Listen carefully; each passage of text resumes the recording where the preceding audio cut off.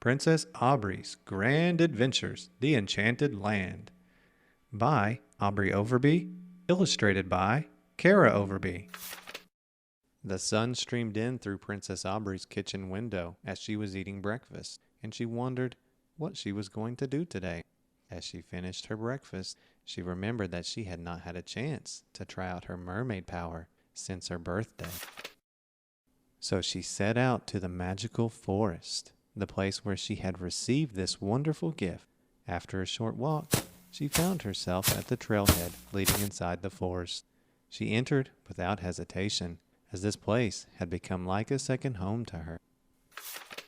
After a few minutes on the path, a familiar bunny hopped forward. It was Haley. This time she had a friend with her, a beautiful dragonfly named Flappers. One wonderful thing about this place was that she was always meeting new friends.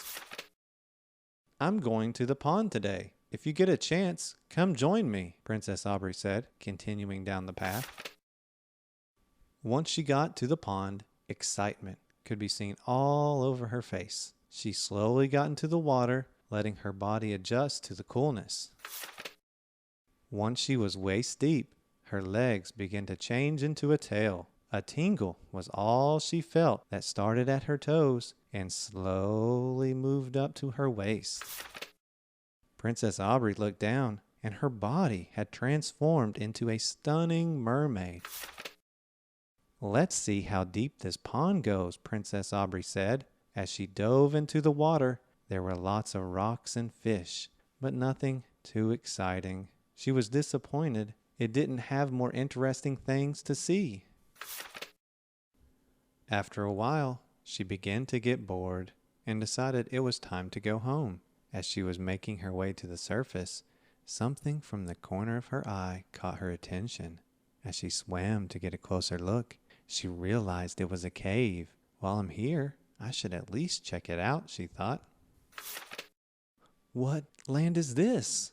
Princess Aubree began to explore this land made of lollipop grass, gumdrop trees, a chocolate path, and cotton candy clouds.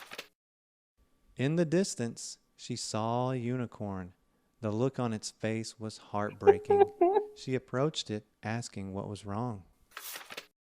"Are you okay?" Princess Aubree asked. "I'm in trouble. I was flying and I hit a tree, breaking my horn. A mean bear named Rick stole it from me. Now I have no magic. I'm Rainbow, by the way," the troubled unicorn said. Feeling sorry for the unicorn, the princess declared that they would find her horn and get it back. They set out to find the cave of the bear. They came to a canyon so deep that there seemed to be no way to cross it. "What are we gonna do? I can't fly us across with no magic," explained Rainbow.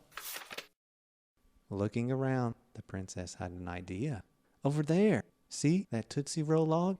We can use that. It's big enough to stretch across to the other side," Princess Aubree said.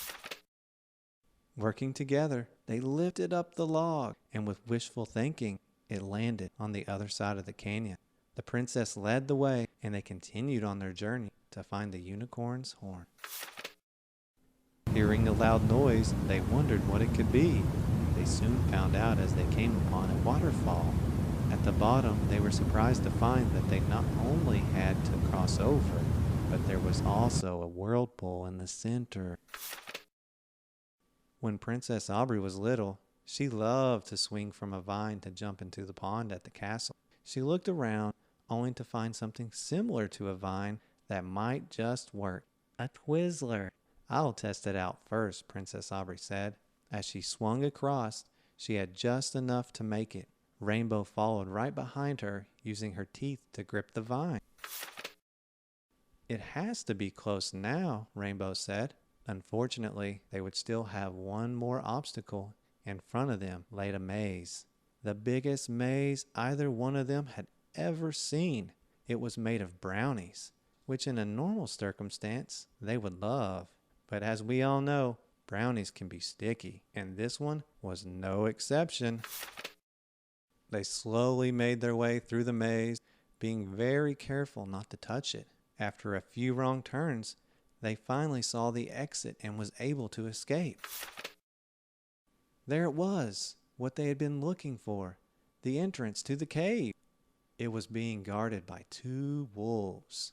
I know what to do, Rainbow said, as she began to hum the most soft and soothing song. At first, the princess didn't know why she would be singing at a time like this, but she soon realized that the humming was putting the wolves to sleep. They slowly tiptoed past them to enter inside the cave. Luckily, the mean bear Rick was not home.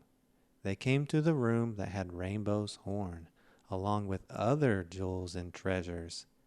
But suddenly they heard something. Oh no, it's Rick. We have to get out of here, Rainbow said in a frantic voice.